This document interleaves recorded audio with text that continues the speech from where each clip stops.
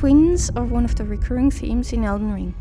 Miquella and Melania, the Omen twins, the twin maiden husks, but also Ilana's twin moons, the twin blades and the twin strands of the primordial current, to name a few. From a biological perspective, twins come in different flavors. Fraternal twins, which come about when two eggs are simultaneously ripe, both are fertilized and both successfully implant. And monozygous twins, which come about when a single fertilized egg randomly splits within the first few weeks. Monozygous twins tend to look identical as they start with the same genetic material, while fraternal twins can look markedly different as they are, genetically speaking, siblings. This makes Miquella and Melania fraternal twins, and reasonably guessing also Mo and Morgoth. There's something more going on with twins in Elden Ring though. Let us look at a peculiar example we meet in the lands between. The Hunter of the Dead and the Beholder of Death. Something curious has happened to these twins. The item description of the twinned armor, which Dee wears, states, "They are of two bodies and two minds, but one single soul." It further seems like they have been afflicted since birth, as it also states that not once do they stand together. They are described as inseparable twins, which is reminiscent of the phenomenon of conjoined twins in the real world. Conjoined twins are a very rare phenomenon that comes about when two identical twins don't separate completely, and certain parts of their bodies are fused as a result. But we know that Darion and Devin, those are the D twins' true names, do not have fused bodies, as we can find them in two entirely different locations. Darion in the Round Table Hold and Devin in Nokron.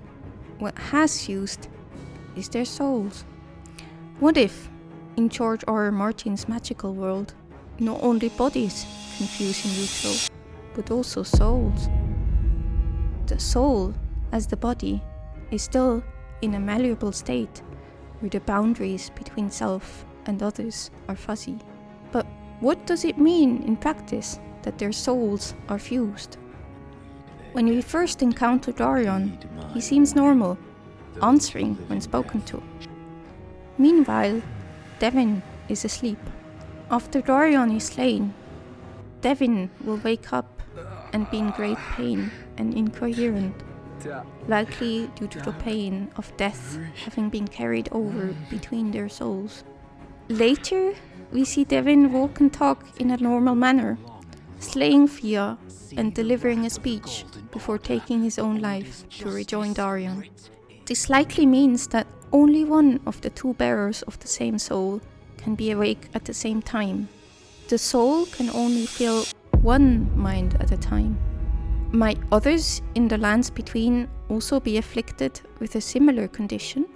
When we descend into the deepest parts of the Stone Coffin Fissure in the DLC, we find Saint Trina sleeping. Not once does she wake up, and we can only hear her voice after imbibing her nectar. Theolia believes that when falling asleep, he will hear her voice, as heard in his voice line, "I am gone, adrift in sleep, so that I may hear St. Trina's lost voice." He believes he will be able to meet her, if both are in the same state of slumber. We know Saint Trina is the other half of Miquella, discarded before ascending to godhood. It seems like he was able to leave behind Saint Trina's body and mind, with which we interact in the game, but was unable to shatter the connection between their souls. It is a curious connection that the only other parallel we find in game is a demigod, and an Empyrean at that. But I do believe there is a very good reason for this. From an interview, we know Miyazaki said the following about Rani's, and other Empyreans' dual faces in The Age of the Stars ending. There are several meanings behind Rani's dual faces. As you pointed out, she intentionally killed her original body, transferring her soul to a doll, which itself signifies a warped state of existence. Similar to how Queen Marika and Radagon are one being, it touches on the nature of Empyreans and the multiple different aspects they can possess. This means that not only Miquella and Saint Trina, Rani and her other half, but even Marika and Radagon are fused souls. That having multiple aspects is a facet of an Empyrean. But let us be careful here. It does not mean having a fused soul automatically makes you an Empyrean. Miyazaki says Empyreans can possess multiple different aspects, not that they have to. This is also why Malenia can still be an Empyrean, despite there being no evidence in game that she possesses an other half. It means having a fused soul is a result of their potential to merge their soul, and that potential is what makes them an Empyrean. Why would this matter in regards to being able to be the vessel of the Elden Ring, the vessel of the New Order? I believe this means that in order to be the vessel of the Elden Ring, you need the ability to fuse your very soul with others. In this case, fuse your very soul with the Elden Ring, and in turn, with the Elden Beast itself. It also means in order to shatter the Elden Ring, Marika had to shatter her very soul, explaining to a certain degree her state when we meet her at the end of the game. But hold on, you might say. Aren't the conditions of thee and that of the Empyreans we meet quite different? We know Marika and Radagon share a single body, at least at the time we meet them as a Tarnished. As seen in the cutscene before our battle, where Marika transforms into Radagon. If they had independent bodies, there would be no need to break Marika of her crucifixion. Also, Darion and Devin seem to be identical twins, as signified by them sharing the same voice actor, but also sharing nearly identical facial features, as seen in the wonderful video of Sully the Witch, where they unmask all NPCs. Marika and Radagon, however, cannot be identical twins, simply because of their gender. Assuming that the merging of their bodies also happened in utero, there is a clear divergence from reality. Conjoined twins can only happen in identical twins, not only because normal twins are not located within the same amniotic sac, so they don't even touch. But what if I told you there is yet another phenomenon in reality where twins merge, even fraternal twins? Let me tell you about the fascinating case of Lydia Fairchild, who was denied public assistance when DNA evidence showed that she was not the mother of her children, even though she had birthed them.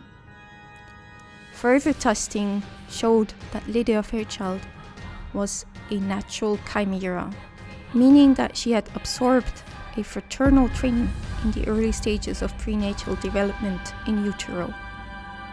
This means she had 2 sets of DNA in her body.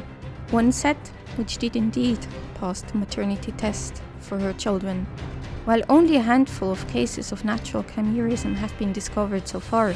They were all accidental discoveries.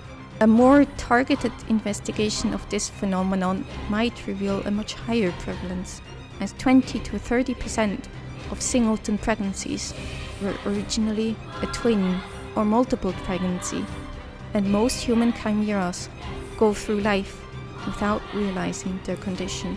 This much closer describes Marika's condition of 2 people merged into one. We also know that Marika is of shaman stock, whose flesh is said to meld harmoniously with that of others. With a bit of magic, we can arrive in a world where Marika can fluidly transition into Radagon. A phenomenon observed also with Saint Trina. Saint Trina is an enigmatic figure.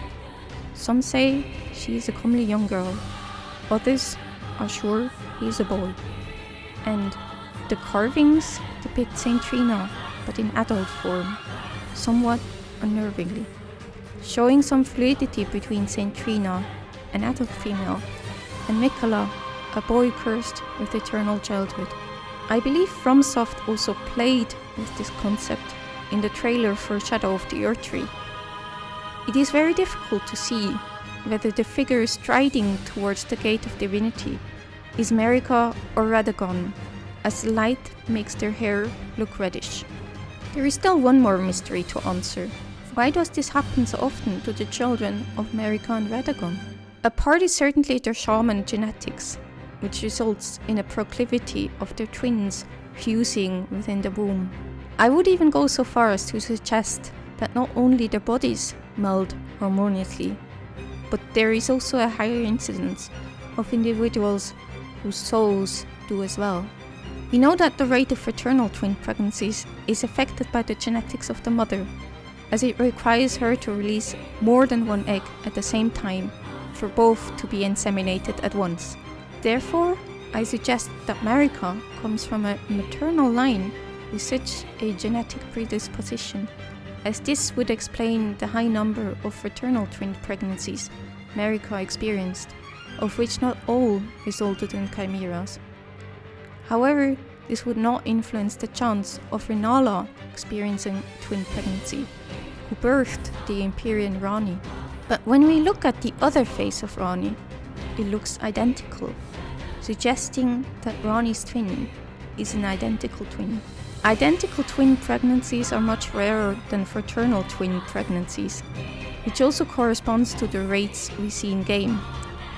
There is little evidence in the real world for genetic influence for monozygotic twin pregnancies, but if there was, it could also be inherited from the father, as it solely depends on the embryo whether it becomes a monozygotic twin pregnancy. Unlike with fraternal twin pregnancies, Rani's birth as an Empyrean, therefore, was purely due to luck. Or maybe it was the fate given to her by the stars. Thanks a lot for watching to the end. It really means a lot to me. This is my first video on Elden Ring, so I would be very grateful for constructive feedback. Also, if you felt like this was a valuable contribution to the Elden Ring lore community, please give this video a like, subscribe, and share with other lore enthusiasts, so that this video can reach more people like us.